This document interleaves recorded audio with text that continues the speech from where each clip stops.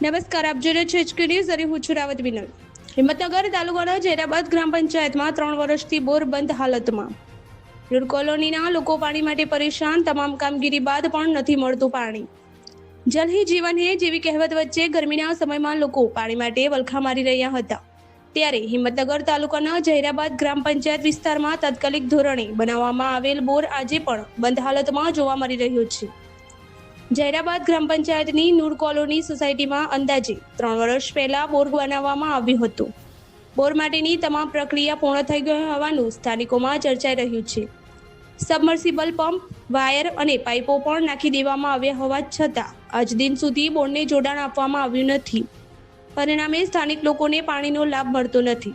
સ્થાનિકોમાં ચર્ચા છે કે વહીવટદાર શાસન દરમિયાન બનાવેલ આ બોર બાદમાં સરપંચ અને તાલુકા પંચાયતના સભ્યો પણ આવ્યા છતાં પ્રશ્ન યથાવત રહ્યો છે। લોકો સવાલ ઉઠાવી રહ્યા છે કે શું પંચાયત બોર બનાવી ભૂલી ગઈ છે કે સરકારના નાણાં ખર્ચાયા છતાં નાગરિકોને તેનો લાભ કેમ મળતો નથી। 3 વર્ષથી તૈયાર હાલતમાં પડેલો બોર અંગે હવે અનેક પ્રશ્નો ઊભા થયા છે। શું આ બોર હવે કાર્યરત થશે કે લાંબા સમયથી બિનઉપયોગી પડ્યા બાદ ધસી પડ્યો હશે, તે અંગે ગ્રામજનોમાં ભારે રોષ અને અસંતોષ જોવા મળી રહ્યો છે। HK news, Sabarkantha.